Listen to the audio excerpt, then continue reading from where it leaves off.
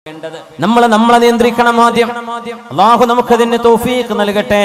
അതിന് നബി തങ്ങൾ ദുആ ഇറക്കാൻ പറഞ്ഞ ദുആയുണ്ട്. അല്ലാഹുമ്മ ആതി നഫ്സി തഖ്വാഹാ വസക്കിഹാ അൻത ഖൈറു മൻ സക്കാഹാ അൻത വലിയുഹാ വമൗലാഹാ.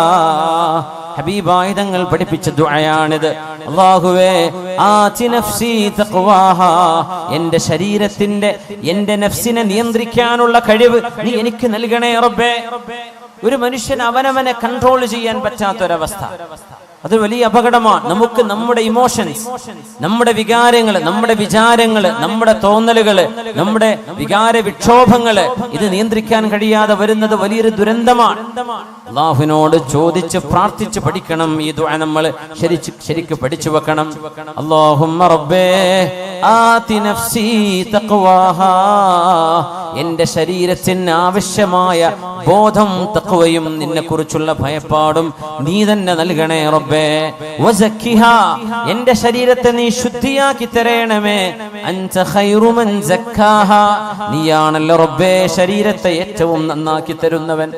അൻത വലിയുഹാ വമൗലാഹാ, എൻ്റെ ശരീരത്തിന്റെ ഉടമസ്ഥനും എൻ്റെ ശരീരത്തിന്റെ ഗാർഡിയൻ, എൻ്റെ ശരീരത്തിന്റെ രക്ഷിതാവ്, ഇതെല്ലാം നീയല്ലയോ റബ്ബേ, നീയല്ലയോ എൻ്റെ ഉടമസ്ഥൻ. അതുകൊണ്ട് നീ എന്നെ നന്നാക്കി തരണേ എന്ന് അല്ലാഹുവിനോട് നമ്മുടെ ഓരോ വിശ്വാസി ജനങ്ങളും ഓരോരുത്തരും ദുആ ചെയ്യണം. പ്രത്യേകിച്ച് നമ്മുടെ യുവാക്കളും യുവതികളും, ഏറ്റവും പ്രധാനമായി നമ്മുടെ ഉയർന്ന ക്ലാസ്സുകളിൽ പഠിക്കുന്ന വിദ്യാർത്ഥിനികള് ഈ ദുആ പഠിച്ചു വെക്കണം.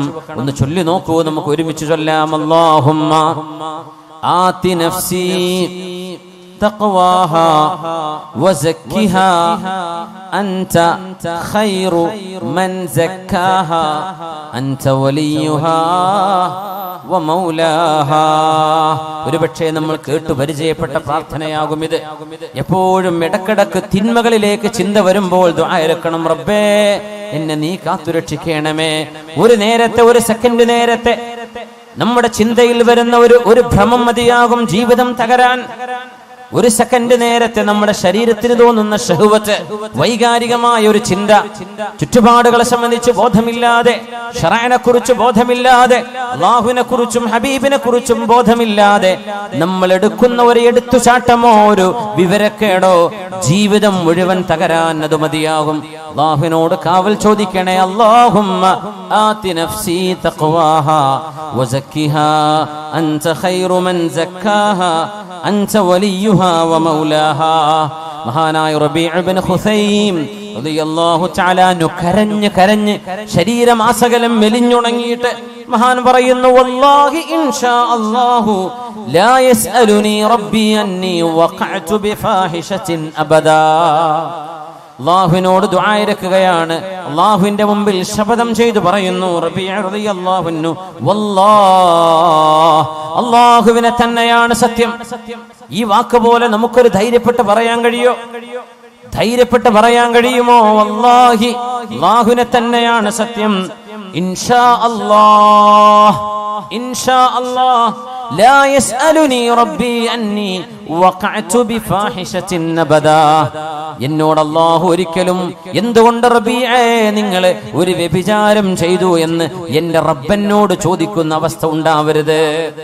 കണ്ണുകൾക്ക് വ്യഭിചാരമുണ്ടെന്നും കാതുകൾക്ക് വ്യഭിചാരമുണ്ടെന്നും നാവിന് വ്യഭിചാരമുണ്ടെന്നും കൈകൾക്കും കാലിനും വ്യഭിചാരമുണ്ടെന്നും മഹാനായ റസൂലുള്ളാഹി സ്വല്ലല്ലാഹു അലൈഹി വസല്ലം മോശമായി കിളിപ്പെടുത്തുന്ന കഥകൾ എഴുതിവിടുന്നത്, ടൈപ്പ് ചെയ്യുന്നത്, വാട്സപ്പിൽ വിടുന്നത്, ഫേസ്ബുക്കിലൂടെ അപ്ലോഡ് ചെയ്യുന്നത്, മോശപ്പെട്ട മനുഷ്യനെ വികാരപ്പെടുത്തുന്ന, മനുഷ്യനെ തിന്മയിലേക്ക് കൊണ്ടുപോകുന്ന ഇക്കിളി പൈങ്കിളി കഥകൾ എഴുതിവിടുന്ന ആളുകളുടെ വിരൽ തുമ്പുകൾ ചെയ്യുന്നത് ഒരു വ്യഭിചാരമാണ്. അത് വായിക്കുന്നവന്റെ കണ്ണ് ചെയ്യുന്നത് വ്യഭിചാരമാണ്.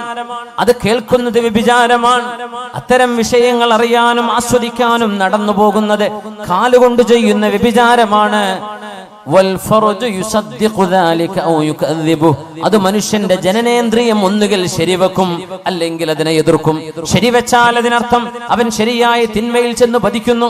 മഅദല്ലാഹ്. അതുകൊണ്ട് ഈ രണ്ട് കവിതകളുടെ ആശയം വളരെ വലുതാണ്.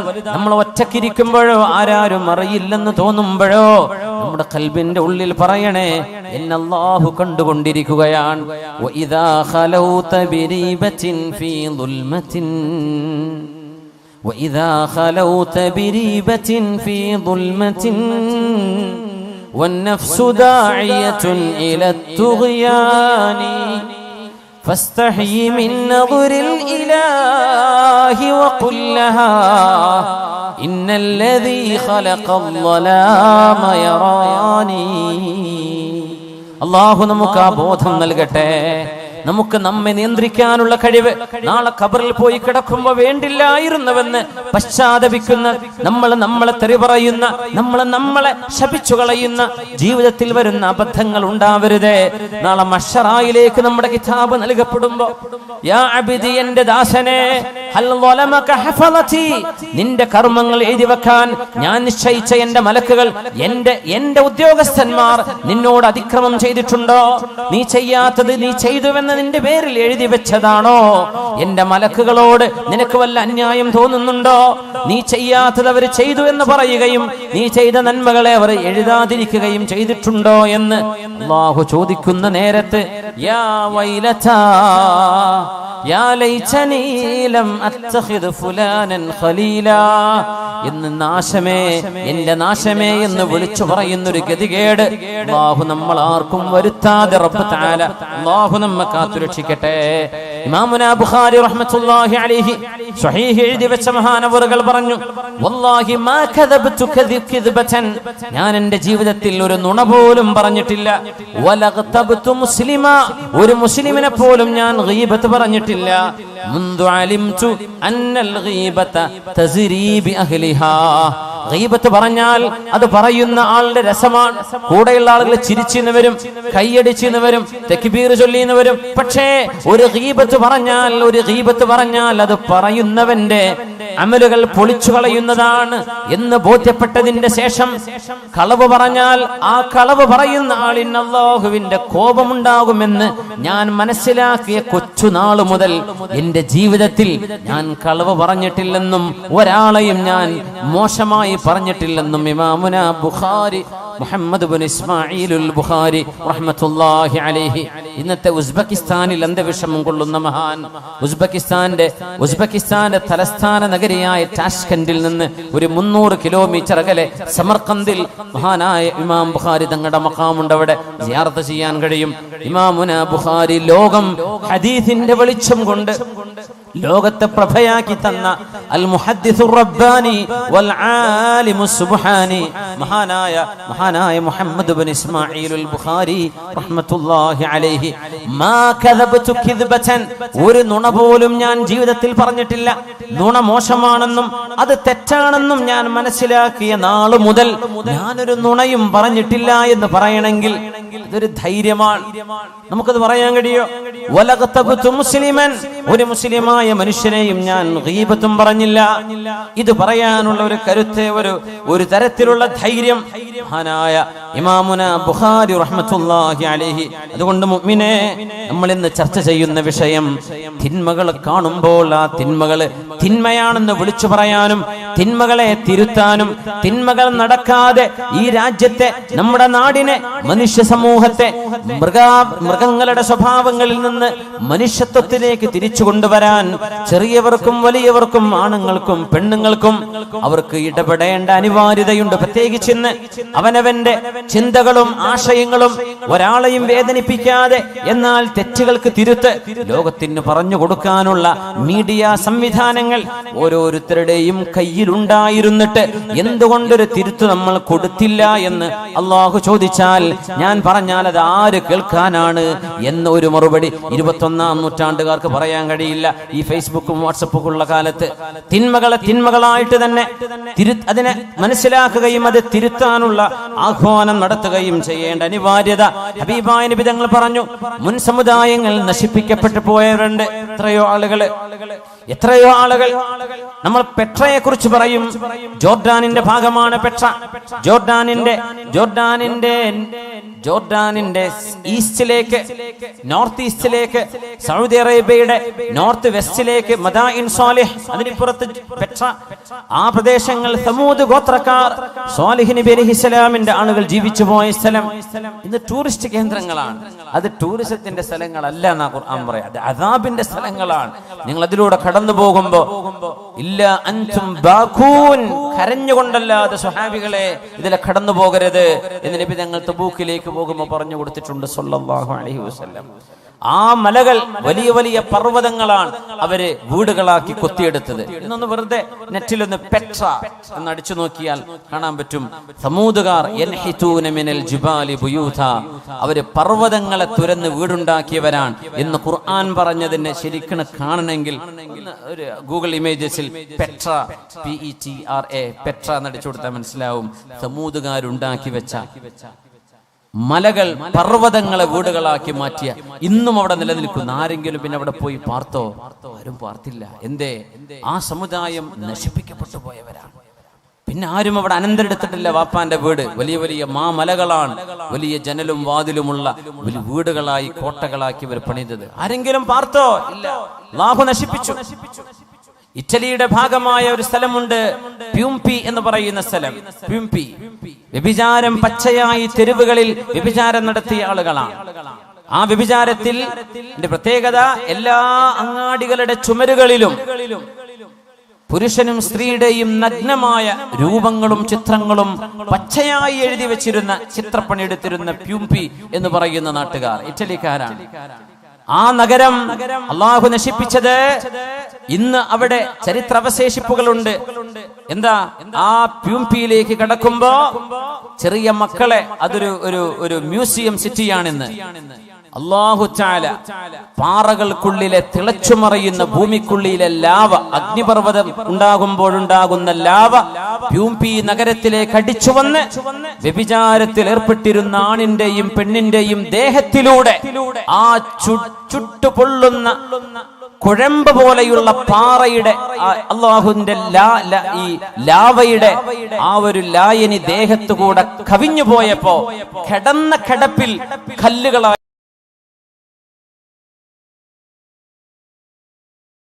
മാറിയ മനുഷ്യന്മാർ ഇന്നും ആ മ്യൂസിയം പോലെയുള്ള ഈ പ്യൂംപിയിലേക്ക് ചെറിയ കുട്ടികളെ കൊണ്ടുപോകില്ല. എന്തേ? ആണും പെണ്ണും പച്ചയായി തോന്നിവാസം ചെയ്തുകൊണ്ടിരിക്കുന്ന നേരത്ത് അവരുടെ ദേഹത്തുകൂടെയാണ് ഈ അദാബ് വന്നത്. അവരങ്ങനെ കല്ലായി ഉറച്ച്, കൈ വായ തുറന്ന്, കൈ പൊക്കി വെച്ച്, കാല് പൊക്കി വെച്ച്, കമിഴ്ന്ന് കിടന്ന് ഇങ്ങനെയൊക്കെ കിടക്കുന്ന മനുഷ്യ കോലങ്ങൾ. ഇന്നും മനുഷ്യന്റെ രൂപം അതുപോലെ ആ തടി അങ്ങ് കല്ലായി പോയി. പ്യൂംപി ഒന്ന് ഗൂഗിൾ ഇമേജ് നോക്കൂ. പ്യൂംപിയിലെ മനുഷ്യന്മാർ അത് കാണേണ്ട. അദാബ് എങ്ങനെ വന്നു എന്ന് അല്ലാഹു പറയുന്നുണ്ട്. അല്ലാഹു സുബ്ഹാനഹു വ തആലയുടെ അദാബ് വന്ന അത്ഭുതങ്ങൾ ഒരുപാടില്ലേ ലോകത്ത്. എന്തേ? അല്ലാഹു തിന്മകളെ പൊറുപ്പിക്കൂല. ഹബീബായ നബിയുടെ ദുആയുണ്ട് ഉമ്മത്തിന് വേണ്ടി. ആ ദുആയുടെ ബലത്തിലാണ് അല്ലാഹു പെട്ടെന്നുള്ള അദാബ് ഇറക്കാത്തത്. വിശുദ്ധ നബി തങ്ങൾ പറഞ്ഞു, ഇന്നമാ ഹലകല്ലദീന മിൻ ഖബ്ലികും, നിങ്ങളുടെ മുൻഗാമികൾ നശിക്കാൻ കാരണം. അബൂ ദാവൂദ് റഹ്മഹുല്ലാഹ് സുനനിൽ കൊണ്ടുവന്ന ഹദീസ്. നിങ്ങളുടെ മുൻഗാമികൾ അല്ലാഹു നശിപ്പിച്ചത് ഒരു മനുഷ്യൻ തന്റെ കൂട്ടുകാരൻ തിന്മ ചെയ്യുമ്പോ നീ അത് ചെയ്യല്ലേ എന്ന് പറയും. കള്ളുടിക്കുന്നോട് നീ കുടിക്കല്ലേ എന്ന് പറയും. വ്യഭിചരിക്കുന്നോട് വ്യഭിചരിക്കല്ലേ എന്ന് പറയും. പെണ്ണുങ്ങളുടെ പിന്നാലെ നടക്കുന്നോട് നീ ചെയ്യല്ലടോ, മോശല്ലേ എന്ന് പറയും. പിന്നെ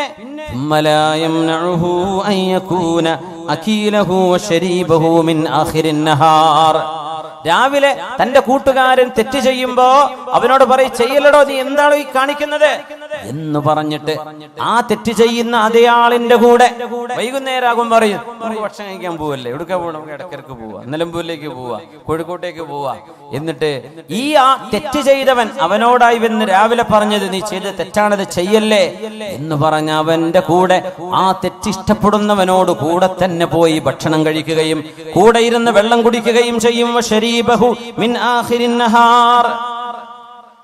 തിന്മ ചെയ്യുന്ന ആളുകളോട് വെറുപ്പില്ലാതിരിക്കുക.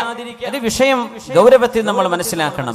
നമ്മൾ തെറ്റ് ചെയ്യുന്നുണ്ടോ ഇല്ലേ എന്നതിനപ്പുറം തെറ്റിനോട് നമ്മുടെ മനസ്സിൽ ഇഷ്ടമുണ്ടോ ഇല്ലേ എന്നാ ചോദിക്കേണ്ടത്. വ്യഭിചാരം കിട്ടിയ തരക്കേടില്ല എന്നാ മനസ്സിൽ തോന്നുന്നത്. അടി കിട്ടുമല്ലോ എന്ന് പേടിച്ചിട്ടാ ചെയ്യാണ്ടിരിക്കുന്നത്. അത് ഈമാനല്ല. തിന്മകളോട് വെറുപ്പ് വേണമെന്നാണ്. ആ വെറുപ്പ് നമ്മുടെ കൽബിലുണ്ടോ? അത് ഇന്നഹു കാന ഫാഹിഷതൻ വസാഅ സബീല. അല്ലാഹു മോശമാണ്, വളരെ മോശമാണ് എന്ന് അല്ലാഹു പറഞ്ഞത് ഞാൻ എന്റെ ജീവിതത്തിലേക്ക് കൊണ്ടുവന്ന എന്റെ ഭാര്യയല്ലാതെ എന്റെ ശരീരത്തിന്റെ രഹസ്യങ്ങൾ അറിയാൻ മറ്റൊരാളില്ല എന്ന് നമ്മുടെ കൽബിൽ നമ്മൾ ഉറക്കുന്നുണ്ടോ? കള്ളു കുടിക്കാൻ ആഗ്രഹമുണ്ട്, പക്ഷേ കുടിക്കാറില്ല. അതല്ല ഈമാൻ. തിന്മയോട് വെറുപ്പ് നമുക്ക് തോന്നുന്നുണ്ടോ എന്നാണ് ചോദിക്കേണ്ടത്.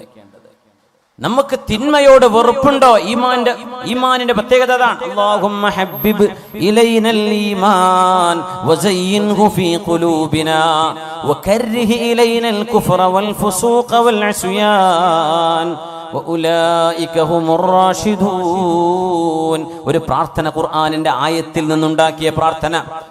അല്ലാഹു തആല ഉലൈക ഒരു വിഭാഗത്തെ കുറിച്ച് ഹബ്ബബ ഇലൈഹിമുൽ ഈമാൻ, അല്ലാഹു അവർക്ക് ഈമാനിനെ മഹ്ബൂബാക്കി കൊടുത്തു.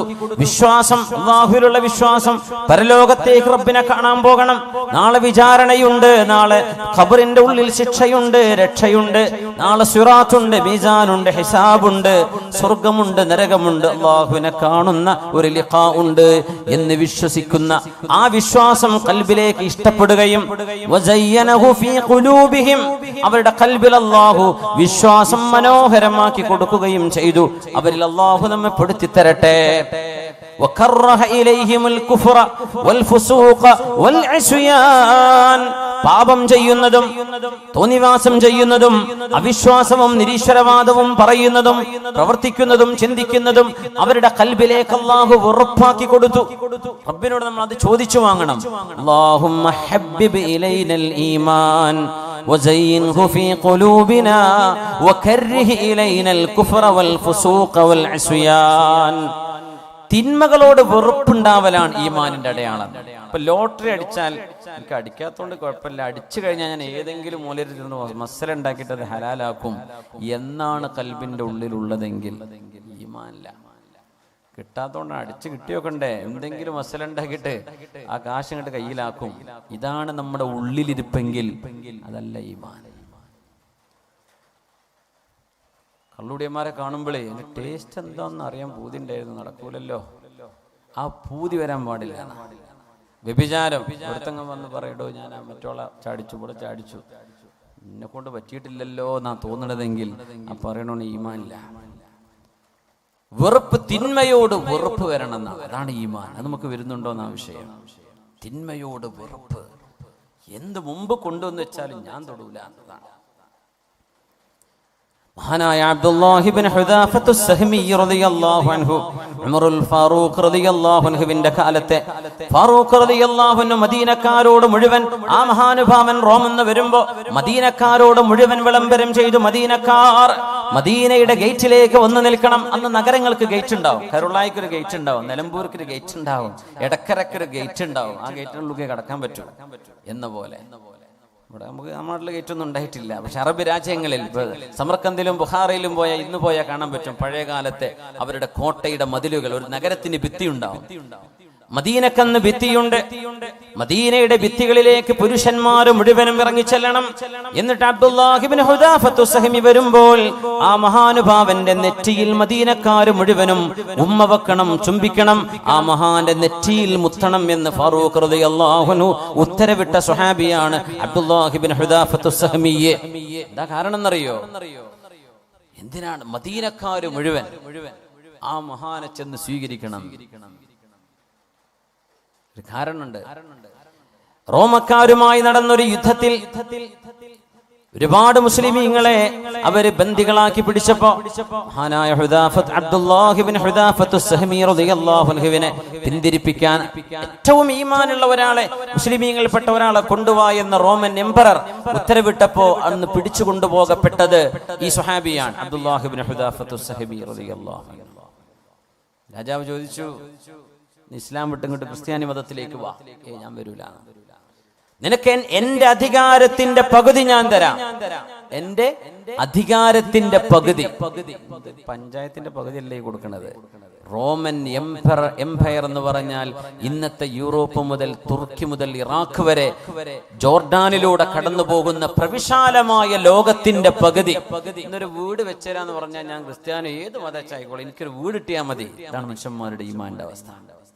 പാല് പാക്കറ്റ് കിട്ടിയാൽ ഞാൻ പോന്നോളാം, എന്റെ കിഡ്നി ചികിത്സക്ക് പൈസ കിട്ടിയാൽ ആരാ തരുന്ന ഓരോ മതത്തിലേക്ക് ഞാൻ പോരാം എന്ന് പറയുന്ന ഒരു ഈമാനിന്റെ ദുർബലത ഈ മഹാന്റെ സംഭവമായി നമ്മൾ തുലനം ചെയ്യണം. എന്റെ രാജ്യത്തിന്റെ പകുതി തരാം, എനിക്ക് വേണ്ട, ഞാൻ വരില്ല. ഇസ്ലാം ഉപേക്ഷിക്കുന്നില്ലെങ്കിൽ നിന്നെ കൊല്ലുന്നു, കൊന്നോളൂ. അങ്ങനെ പിടിച്ചിട്ട് ഒരു കുരിശിൽ തറച്ചു. രാജാവ് പറഞ്ഞു അമ്പയ്യാം, പക്ഷെ ദേഹത്ത് കൊള്ളരുത്, പേടിപ്പിച്ചാൽ മതി എന്ന് പറഞ്ഞു. അദ്ദേഹം കൂളായിട്ട് കിടന്നുകൊടുത്തു. അവരങ്ങനെ അമ്പ ചെയ്തു. ഒരു കുലുക്കല്ല, ഒന്നും ചെയ്യേണ്ട, ഇറക്കിക്കൊള്ളുന്നു. പിന്നെ ചെയ്തതൊരു ഏറ്റവും വലിയ ക്രൂരതയാണ്. ആ മഹാനുഭാവനെ ജയിലിലടച്ചു, ഭക്ഷണം കൊടുത്തില്ല. 4 ദിവസം കഴിഞ്ഞ് ഭക്ഷണമില്ലാണ്ട്. എന്നിട്ട് ഒരു കുപ്പി കള്ളും അതോടൊപ്പം പന്നിമാംസം, പോർക്ക്, പന്നിമാംസം വേവിച്ചതും കൊണ്ടുപോയി കൊടുത്തു, ജയിലിൽ കൊണ്ടുപോയി വെച്ചു കൊടുത്തു. ആ നേരത്ത് മഹാൻ പറഞ്ഞൊരു വാക്കുണ്ട്, അല്ലാഹുവേ, ഒരു മനുഷ്യൻ കുടുങ്ങുന്ന നേരത്തെ ഇത് ഹലാലാണെന്ന് നീ എനിക്ക് വിധിച്ചിട്ടുണ്ട്. അങ്ങനെയാണല്ലോ. വേറെ ഒരു ഭക്ഷണമില്ല, ഒന്നും കയ്യിലില്ല, ഒരു വെള്ളവുമില്ല, തൊണ്ട വരണ്ട് മരിക്കാൻ പോവാൻ. അങ്ങനത്തെ ഒരു ഘട്ടത്തിൽ അവനവന്റെ ജീവൻ നിലനിർത്താൻ മാത്രം ഒരു ഹറാം അള്ളാഹു അനുവദിച്ചു കൊടുക്കുന്നു. ഒരു ഘട്ടത്തിൽ ആ നേരത്തൊരു മാംസം അതേ ഉള്ളൂ, വേറെ ഒന്നും ഒരു ഭക്ഷണവും ലഭ്യമല്ല. ആ ഒരു പന്നിമാംസം കഴിച്ചില്ലെങ്കിൽ അവൻ ജീവൻ അപകടത്തിലാണ്, അവൻ മരിച്ചു പോകും. അങ്ങനത്തെ ഒരു ഘട്ടത്തിൽ അത് അനുവദി ഇല്ലാമൽ തുരിർത്തും എന്ന് ഖുർആൻ പറഞ്ഞതിനർത്ഥം അതാണ്, നിങ്ങൾക്കൊരു നിർബന്ധമായ ഒരു സാഹചര്യം. യൂറോപ്പിലേക്കൊക്കെ യാത്ര പോകുമ്പോൾ എത്രയോ ആളുകൾ ഷെങ്കൻ വിസ എടുത്ത് പോകും. ഫ്രാൻസും ജർമ്മനിയും ഇറ്റലിയും സ്വിറ്റ്സർലൻഡും ഒക്കെ കണ്ടുപോരാം. അവിടുത്തെ മീറ്റ് ഹലാൽ മീറ്റ് ആവണമെന്നില്ല, അവിടുത്തെ ചിക്കൻ ഹലാൽ ചിക്കൻ അല്ല. വേറെ നിർവാഹമല്ലല്ലോ എന്ന് പറഞ്ഞ് കഴിക്കും. വേറെ നിർവാഹം വെജിറ്റേറിയൻ കഴിക്കൂടെ, സീ ഫുഡ് കഴിച്ചൂടെ? അതിനെ പറ്റിയല്ലേ ഈ പറഞ്ഞത്. ജീവൻ അബ്ദുല്ലാഹ് ഇബ്നു ഹുദാഫത്ത് സഹ്മി ജയിലിലാണ്, കൊണ്ടുപോയി കൊടുത്തു. മഹാൻ ആ ഭക്ഷണത്തോട് രാജാവ് പരീക്ഷിക്കുകയായിരുന്നു ഈമാന്റെ അളവ്. നമ്മളൊക്കെ ഒന്ന് ആലോചിക്കണം മുഅ്മിനെ, എന്താ നമ്മളെ ഈമാനും നമ്മളും തമ്മിലുള്ള അവസ്ഥ എന്താണ്?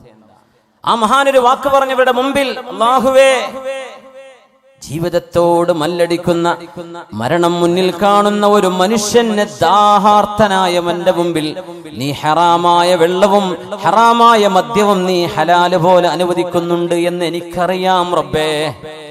ഈ മാംസം എനിക്കിപ്പോൾ കഴിക്കൽ ഹലാലാണെന്ന് എനിക്കറിയാം. 4 ദിവസമായി ഞാൻ പട്ടിണിയിലാണ്.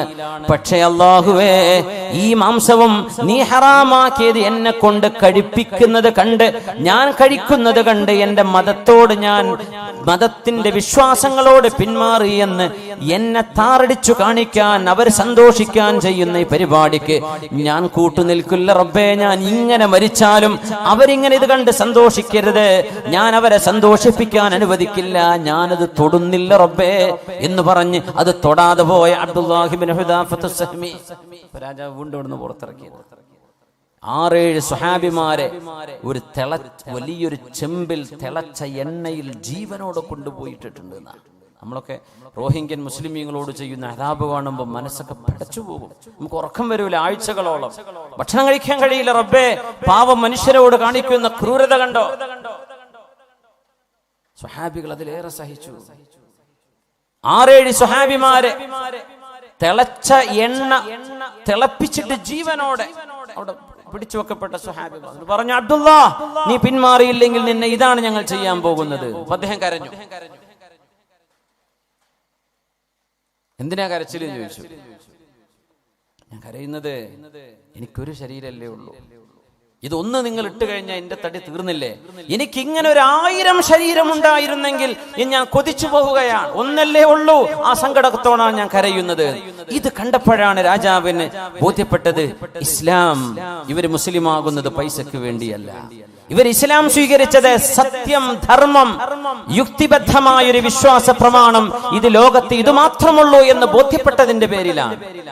ആ ഒരു വിശ്വാസത്തിന്റെ പ്രതീകമായ അബ്ദുല്ലാഹ് ഇബ്നു ഹുദാഫത്ത് സഹമിയെ ഒന്നും ചെയ്യാതെ ശിക്ഷിക്കാതെ ഇയാൾ വെറുതെ വിടാൻ പോവുകയാണ് രാജാവ്. ഈ മനുഷ്യന്റെ ഈമാനിന്റെ ഘനം കണ്ടിട്ട് നമുക്ക് അങ്ങനത്തെ ഒരു ചെറിയൊരു ഘട്ടം വന്നാൽ എന്തായിരിക്കും നമ്മുടെ അവസ്ഥ? നമ്മൾ കീഴടങ്ങി കൊടുക്കൂലേ? അന്നേരം രാജാവ് പറഞ്ഞു, അബ്ദുള്ള, അവസാനത്തെ ഒരു ചോദ്യം, നീ എന്റെ നെറ്റിയിലൊന്ന് ഉമ്മ വെക്കുമോ? നെറ്റിയിൽ ഉമ്മ വെക്കെന്ന് പറഞ്ഞാൽ ഞാൻ താഴെയാണ്, നിങ്ങൾ മീതയാണ്, ഞാൻ നിങ്ങളെ ബഹുമാനിച്ചു, ഞാൻ ഒന്നുമല്ല എന്നൊരു സമ്മതിപ്പിക്കലാണത്. അദ്ദേഹം പറഞ്ഞു, ഞാൻ ചെയ്യാം, പക്ഷേ ഒരു കണ്ടീഷൻ ഉണ്ട്. ഞാനത് ചെയ്താൽ എന്റെ കൂടെയുള്ള 10, 70, 80 സ്വഹാബിമാർ, മുസ്ലിമീങ്ങൾ, താബിഈങ്ങളുണ്ട്, അവരെ നിങ്ങൾ വിട്ടയക്കണം എന്റെ കൂടെ. അദ്ദേഹം പറഞ്ഞു, നീ എന്റെ നെറ്റിയിലൊന്ന് ഉമ്മ വെച്ചാൽ നിന്നെ ഞാൻ വിട്ടയക്കാം. മഹാനവർ പറഞ്ഞു, ഞാനത് ചെയ്യാം, പക്ഷേ എന്റെ കൂടെയുള്ള 80 ആളുകളുടെ ജീവൻ അതുകൊണ്ട് രക്ഷപ്പെടണം, എന്റേത് മാത്രമല്ല. ഞാൻ തരാം. രാജാവിന് എങ്ങനെയെങ്കിലും അബ്ദുല്ലാഹി തങ്ങൾ കീഴടങ്ങണമെന്ന ആഗ്രഹത്തിലേക്ക് എത്തി. അങ്ങനെ ആ രാജാവിന്റെ നെറ്റിയിൽ അദ്ദേഹം ഉമ്മ വെച്ചു. ഒന്നുമില്ല, പ്രതീകാത്മകമായി ആ ഒരു സാഹചര്യം 80 ആളുകളുടെ ജീവൻ രക്ഷിക്കാൻ. ആ സംഭവം കഴിഞ്ഞ് വരുമ്പോഴാ ഫാറൂഖ് റളിയല്ലാഹു അൻഹു പറഞ്ഞത്, മദീനക്കാരായ മുഴുവൻ പുരുഷന്മാരും മദീനയുടെ ഗേറ്റിലേക്ക് നിൽക്കണം. ഇനി വരാനുള്ള അബ്ദുല്ലാഹ് ഇബ്നു ഹുദാഫത്ത് സഹമിയുടെ നെറ്റിയിൽ നിങ്ങൾ ഉമ്മ വെക്കണം. അന അബ്ദഉ ബിഹിം, ഞാനാണത് ആദ്യം ചെയ്യുന്നത് എന്ന് പറഞ്ഞ് ആ നെറ്റിയിൽ ഉമ്മ ചാർത്തിയ ഉമർ ഇബ്നുൽ ഖത്താബ് റളിയല്ലാഹു അൻഹു മദീനക്കാർ മുഴുവനും. അതൊരു ഈമാനാണ്. നമ്മളെവിടെ കിടക്കുന്നു? നമ്മുടെ ഈമാൻ എവിടെ കിടക്കുന്നു? മുഅ്മിനേ, അല്ലാഹുവിനോട് ചോദിക്കണം, അല്ലാഹുമ്മ ഹബ്ബിബ് ഇലൈനൽ ഈമാൻ, അല്ലാഹു ഞങ്ങളുടെ ഹൃദയത്തിലേക്ക് ഈമാൻ മഹ്ബൂബാക്കി തരണേ റബ്ബേ. ഈമാനോടൊരു ഇഷ്ടം വരണം.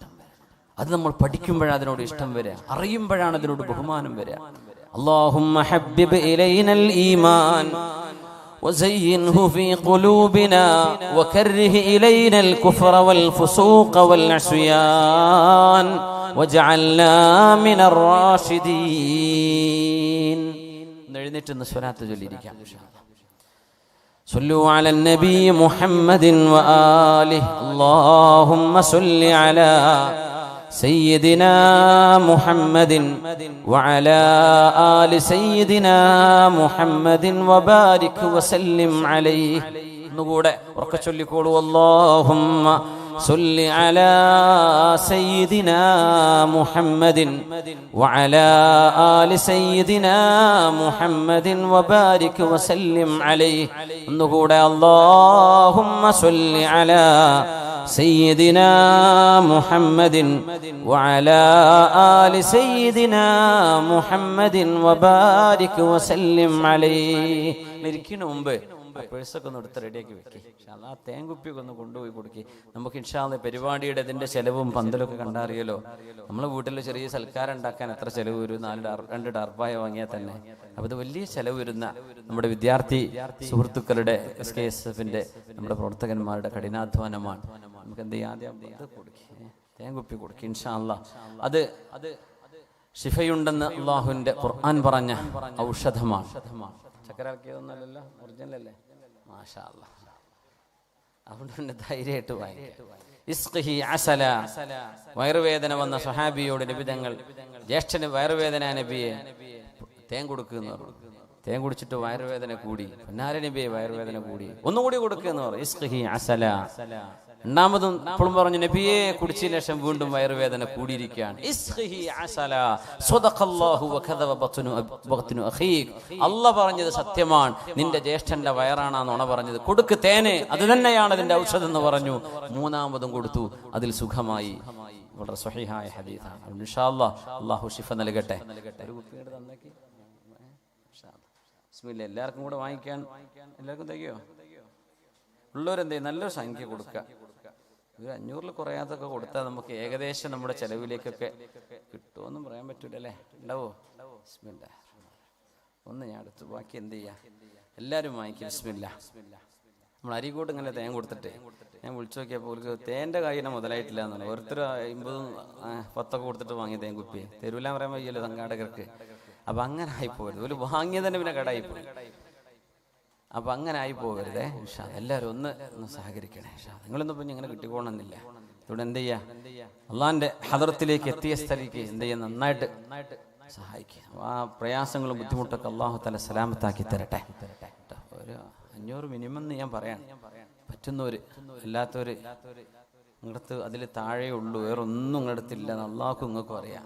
എന്നാൽ പിന്നെ നിങ്ങൾ പറ്റുന്ന കുടിക്കും ഇൻഷാ അല്ലാഹ്. അപ്പോൾ അള്ളാഹു ഖൈറാക്കി തരട്ടെ. സഹോദരിമാരുടെ ഭാഗത്തേക്ക് കൊണ്ടുവരണ്ട, അവർ ഭാഗത്തേക്ക് കൊണ്ട് എല്ലാവർക്കും തികയോ?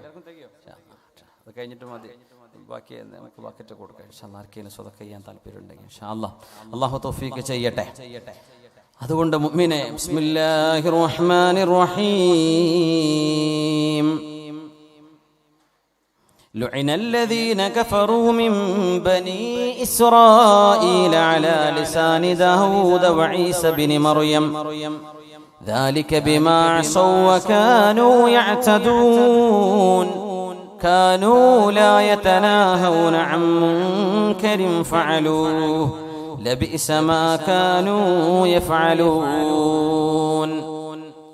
സൗണ്ട് പെർഫെക്റ്റ് ആണ്. സൂറത്തുൽ മാഇദ ഒരു വിഭാഗം ആളുകളെ രണ്ട് പ്രവാചകന്മാർ ശപിക്കാൻ കാരണം കാനൂ ലാ യതനാഹൗന അൻ മുൻകരിൻ ഫഅലൂഹ്, അവർ ചെയ്തുകൊണ്ടിരിക്കുന്ന തിന്മകളെ അവരാരും എതിർക്കാത്തവരായിരുന്നു, കണ്ടില്ലെന്ന് നടിക്കുകയായിരുന്നു. നമ്മുടെ ചുറ്റുവട്ടത്ത് കൂട്ടുകാരെ പറ്റി അറിയും. ചിലർ പറയില്ലേ, ഓനെ കുറച്ച് അഫയർ പ്രശ്നമുണ്ട്, ഓൻ പെണ്ണിന്റെ ആളാണ്, ഓൻ കള്ളിന്റെ ആളാണ്, ഓൻ മയക്കുമരുന്ന്, ഒന്ന് മയങ്ങനുണ്ട്, ഓൻ പെയിന്റ് അടിക്കുന്നുണ്ട്, ഓൻ അതുണ്ട്. പല പെയിന്റ് പണിനെ കുറിച്ചല്ല പറഞ്ഞത്, മയക്കുമരുന്നിന്റെ പല കൂട് ഭാഷകളുണ്ട്. സുബ്ഹാനല്ലാഹ്. ഇതറിയുന്ന കൂട്ടുകാരെ അത് ഓൻ ചെയ്തോട്ടെ, ഞാൻ ചെയ്യണില്ലല്ലോ. അങ്ങനെയല്ല, നീ അത് ചെയ്യല്ലടാ. നീ ഇങ്ങനെ മരിച്ചാൽ അള്ളാന്റെ അടുത്ത് മയക്കുമരുന്ന് അഡിക്ഷനിൽ നീ നിന്റെ മലക്കുൽ മൗത്ത് നിന്റെ റൂഹിനെ പിടിച്ചാൽ നീ പോകുന്ന നരകത്തിലേക്കല്ല. യുഹ്ശറുന്നാസു അലാ മാ മാതു അലൈഹി, നിങ്ങൾ എങ്ങനെയാണോ മരിക്കേണ്ടത് അങ്ങനെയാണ് നാളെ പരലോകത്ത് പുനർജന്മം നൽകുക. അല്ലാഹു കാത്തുരക്ഷിക്കട്ടെ. അപ്പൊ നീ ഇങ്ങനെ മരിച്ചാൽ നിനക്ക് അദാബല്ലടോ, നാളെ നിന്റെ പരലോകം എന്നേക്കുമായുള്ള നിന്റെ ഒരു ജീവിതം ഒരു നേരത്തെ ഒരു ആസ്വാദനം കൊണ്ട് നീ നശിപ്പിക്കണോ? കൂട്ടുകാര് പറയണം. കൂട്ടുകാര് സുഹൃത്തിനോട്, പെണ്ണ് പെണ്ണിനോട്, ആണിനോട്, കൂട്ടുകാരോട്, കൂട്ടുകാരികൾ കൂട്ടുകാരികളോട് തിന്മയിൽ നിന്ന് മോചിപ്പിക്കണം. ബോയ് ഫ്രണ്ടും ഗേൾ ഫ്രണ്ടും ഉള്ള ആൾക്കാരൊക്കെ ഉണ്ടാവും, അവർക്കറിയാം, കൂട്ടുകാർക്കറിയാം, അവർ വലിയ രസത്തിലാ പറയാം, അത് അവന്റെ ഫ്രണ്ട് നമുക്കറിയാം. നീ എന്തെങ്കിലും ഇടപെട്ടോ, അവരോട് പറഞ്ഞോ ഇത് തിന്മയാ, ചെയ്യരുത്, അരുതാത്തതാണ്, അല്ലാഹു ഇഷ്ടപ്പെടില്ല. ഒരു വിവാഹത്തിലൂടെയുള്ള ഒരു കുടുംബജീവിതമല്ലാതെ വഴിവിട്ട ഈ ബന്ധങ്ങൾ പാടില്ല എന്ന് നീ പറഞ്ഞോ നിന്റെ കൂട്ടുകാരനോട്, നിന്റെ കൂട്ടുകാരിയോട്. ഒരു വിഭാഗം ശപിക്കപ്പെട്ടു. ശപിച്ചു എന്ന് പറഞ്ഞാൽ എന്താ? അള്ളാഹുവിന്റെ റഹ്മത്ത് അവർക്ക് കിട്ടൂല എന്നല്ലേ. റഹ്മത്ത് കിട്ടാതിരുന്നാൽ അവരുടെ കൂടെയുണ്ടാകുന്നത് പിശാചാണ്. പിന്നെ അവരുടെ തലയിൽ പലതും വരും.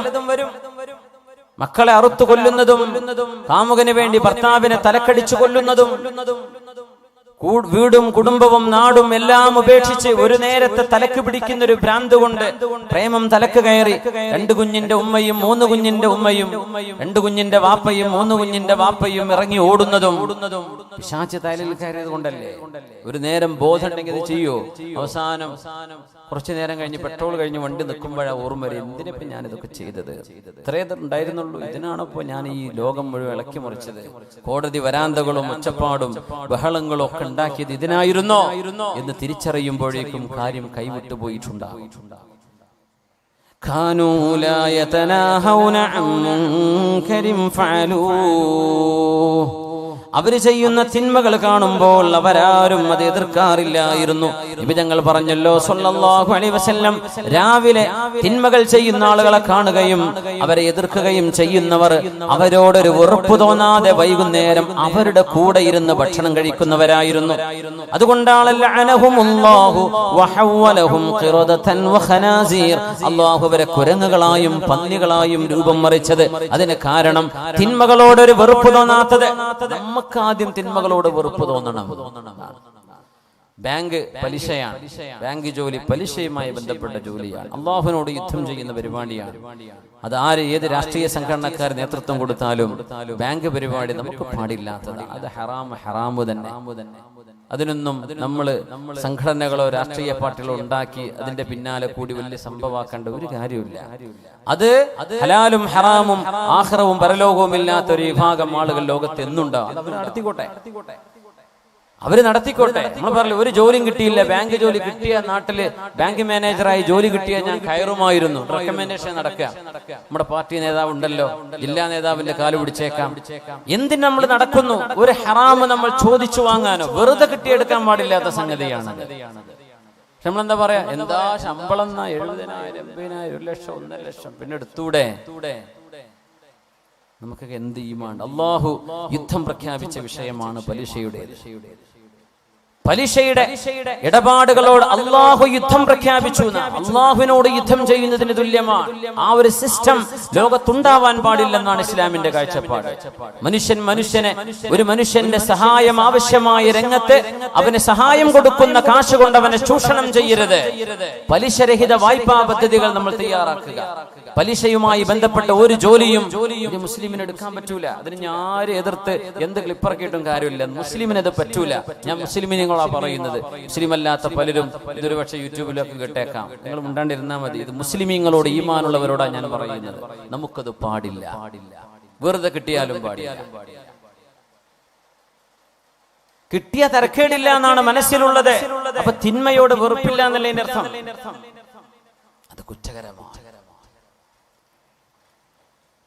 നാളെ പരലോകത്തേക്ക് വരുന്ന ഒരു വിഭാഗം ആളുകളുടെ കർമ്മങ്ങളെ ഖിയാമത്ത് നാളിൽ വരുന്ന ഒരു വിഭാഗം ആളുകൾ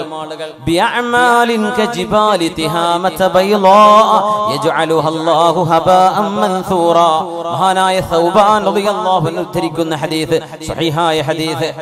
ഒരു വിഭാഗം ആളുകളുടെ കർമ്മങ്ങൾ മലകളോളം വരുന്ന അമലുകളുമായി വരുന്നവര്. മലകളോളം നമുക്കൊക്കെ നമ്മളെ അമല് ഈ സ്റ്റേജിന്റെ തറയോളം ഉണ്ടാവും. അല്ലാഹു അഅലം.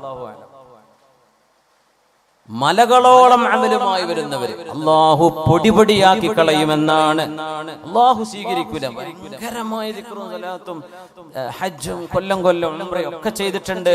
റമദാൻ ഹറമിൽ കുത്തിയിരിക്കുന്ന ആളാ. നാട്ടില് വട്ടിപ്പലിശേനെ പരിപാടി. ഒരു കാര്യമില്ല. ആകാശങ്ങ് പോയി എയർലൈൻസിൽ ലാഭായി എന്ന് മാത്രം, വേറൊന്നും കിട്ടിയില്ല. ട്രാവൽസ് يجعلها الله هباء منثورا جلهم لنا صفهم لنا يا رسول الله لألا نكون منهم ونحن لا نعلم. നബിയെ അത് ആരാണെന്ന് പറഞ്ഞു തരുമോ നബിയെ? ആരാണ് അല്ലാഹു അങ്ങനെ കർമ്മങ്ങൾ സ്വീകരിക്കാതെ പോകുന്നവർ? ആരുടെ അമലാണ് അല്ലാഹു സ്വീകരിക്കാത്തത്?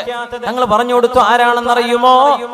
നമ്മൾപ്പെട്ടവരെ, നമ്മുടെ ആശയങ്ങളുള്ളവരെ, ഇസ്ലാമിന്റെ ഭാഷയിൽ സംസാരിക്കുന്നവരെ.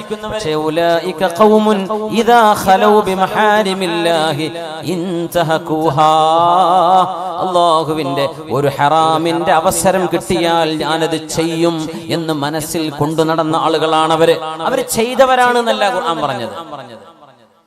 ചെയ്തവരാണെന്നല്ല.